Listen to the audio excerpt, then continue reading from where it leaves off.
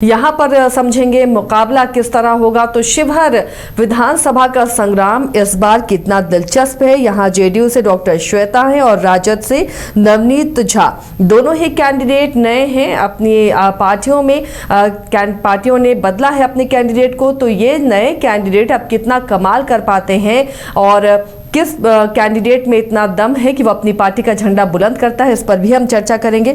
रंजन जी, शिवहर को अगर स्कैन करते हैं, दोनों कैंडिडेट को देखते हैं तो मुकाबला कितना दिलचस्प दिख रहा है। देखिए, शिवहर में इस बार का चुनाव बहुत रोचक हो गया है। पहले ऐसा लग रहा था कि यहाँ आमने सामने का मुकाबला होगा, लेकिन अब ऐसा दिख नहीं रहा है। यहाँ पर चेतन आनंद को जो है शिवहर से नबीनगर शिफ्ट किया गया और आनंद मोहन के बेटे हैं चेतन आनंद, अभी सिटिंग विधायक वही हैं शिवहर से, लेकिन वो चुनाव अब नबीनगर से लड़ रहे हैं, तो वो यहाँ नहीं होंगे। तो हुआ क्या कि मैक्सिमम प्रत्याशी आपको पहली बार चुनाव लड़ते दिखेंगे, लेकिन एक पुराने प्रत्याशी हैं मोहम्मद सरफुद्दीन। ये इस बार जो है जब टिकटों का बंटवारा हुआ और जेडीयू ने जो है डॉक्टर श्वेता को टिकट दिया तो ये नाराज हो गए, क्योंकि पिछला चुनाव ये जेडीयू से लड़े थे। उससे पहले जेडीयू के टिकट पर 2 बार चुनाव भी जीत चुके हैं। तो जब उनका टिकट कटा तो वो नाराज हो गए और फिर उन्होंने हाथी की सवारी कर ली है।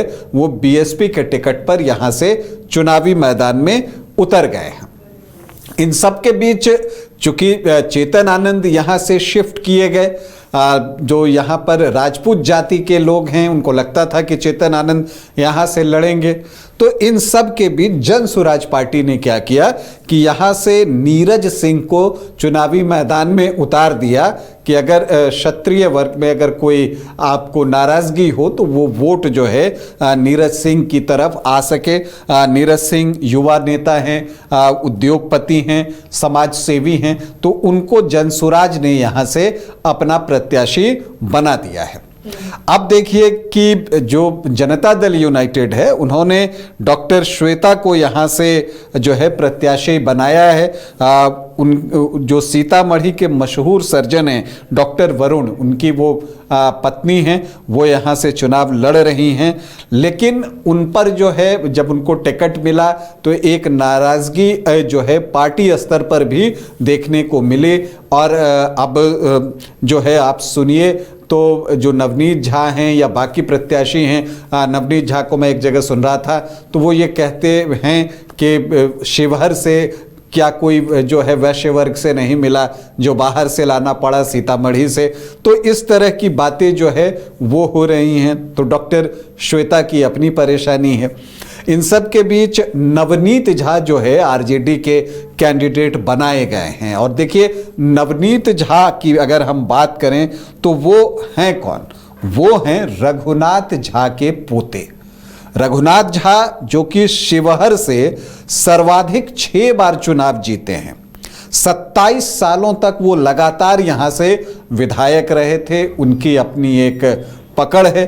तो वो यहाँ पर जो है यहाँ पर उन्हीं के पोते नवनीत झा को टिकट दिया गया है। और आपको बता दें कि नवनीत झा के जो पिता हैं अजित कुमार झा, वो भी यहाँ से 2 बार विधायक रहे हैं, 2005 में फरवरी और अक्टूबर में। तो जो कुल 18 चुनाव शिवहर में हुए हैं उसमें आप देखिए तो 8 बार रघुनाथ झा का परिवार यहाँ से विधायक बना है। तो आरजेडी ने एक मजबूत कैंडिडेट यहाँ पर दिया है। और अब देखिए उनकी परेशानी क्या है नवनीत झा की, कि जो उनको टिकट मिला वो इसलिए मिला कि एमओआई इंटैक्ट होगा और जो ब्राह्मण वोटर्स हैं वो आकर आरजेडी से जुड़ेंगे। लेकिन जब जेडीयू ने मोहम्मद शरफुद्दीन का टिकट काटा तो वो बीएसपी के हाथी पर सवार हो गए। अब वो जो है मुस्लिम वोटों में सेंधमारी कर सकते हैं। अब कितना करेंगे ये महत्वपूर्ण है। अगर ज्यादा कर गए तब फिर नवनीत झा के लिए मुश्किलें बढ़ जाएंगी। इसके अलावा एक निर्दलीय हैं अनीश कुमार झा, सामाजिक कार्यकर्ता हैं, वो भी जो है नवनीत झा को नुकसान पहुंचा सकते हैं। तो डॉक्टर श्वेता को जो जन स्वराज पार्टी के प्रत्याशी हैं नीरज सिंह, उनसे नुकसान हो सकता है, क्योंकि अगर वो यहाँ से राजपूत वोट काट लेते हैं तो फिर डॉक्टर श्वेता को परेशानी होगी। तो फिलहाल अगर आप शिवहर में देखिए तो सब परेशान हैं, सब अपना अपना वोट बचाना चाहते हैं। ये पहला लक्ष्य है। और दूसरी कोशिश ये है कि अगर कुछ वोटों का ट्रांसफर भी हो रहा है तो उसको बहुत कम होने दें। तो जो पहले एक कोशिश थी यहाँ पर कि हर दल ये सोचता था कि अपने वोट इंटैक्ट रखते हुए दूसरे के परंपरागत वोटर्स में से हम अपना वोट निकालेंगे, लेकिन फिलहाल सब अपना वोट बचाने के लिए यहाँ पर जद्दोजहद करते हुए दिख रहे हैं। यहाँ के जातीय समीकरण को अगर आप देखिए तो यहाँ पर अनुसूचित जाति के 14.77% वोटर्स हैं, मुस्लिम 15% हैं और यादव 7 से 8% हैं। तो 22 से 23% MY का इक्वेशन जो है समीकरण बनता है।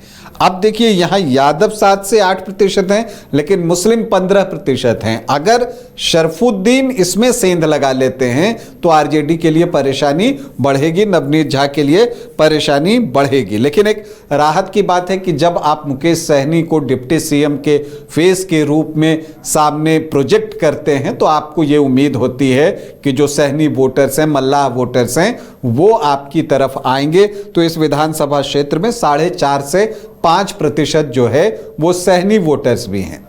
तो राजद का जो प्लान था वो बहुत साफ था, MY उसके साथ उसमें ब्राह्मण का ऐड ऑन होना और सहनी वोटर्स, तो वो एक अच्छी स्थिति में पहुंच सकता था। लेकिन परेशानी अब हुई है मोहम्मद शरफुद्दीन की वजह से कि अगर वो वोटों में सेंध लगाते हैं तो फिर जो आरजेडी का समीकरण है उसमें दरार पड़ सकता है। इसके अलावा यहाँ देखिए तो राजपूत 7.5 से 8.5% हैं, भूमिहार 3 से 4% हैं और ब्राह्मण 6.5 से 7.5% हैं। तो यहाँ पर अगर आप देखिए तो लगभग 17-18% सामान्य जाति के वोटर्स हैं। लेकिन चूंकि नवनीत झा जो हैं आरजेडी के प्रत्याशी हैं तो वो ब्राह्मण वोटों में सेंध लगा सकते हैं। जो नीरज सिंह हैं वो जनसुराज के प्रत्याशी हैं, वो राजपूत वोटों में सेंध लगा सकते हैं। तो जो MY समीकरण है वो साथ में है ही, MY समीकरण जो है वो साथ में है। लेकिन वहां पर M पर एक सवाल है, क्योंकि अगर शरफुद्दीन वो वोट लेके निकल गए तो फिर आरजेडी के लिए परेशानी वहां बढ़ेगी। तो इसलिए बड़ा दिलचस्प मुकाबला यहां पर बन रहा है। कुशवाहा भी यहां पर 7 से 8% है। कोयरी कुर्मी धानुक की बात कर लीजिए तो वैश्य यहां पर अच्छी संख्या में है और इसीलिए जो है जेडीयू ने डॉक्टर श्वेता गुप्ता को यहां से उतारा है। 17 से 18% सर्वाधिक वैश्य वोटर्स इस विधानसभा क्षेत्र में हैं और अदर ओबीसी जो हैं वो भी 14 से 16% है।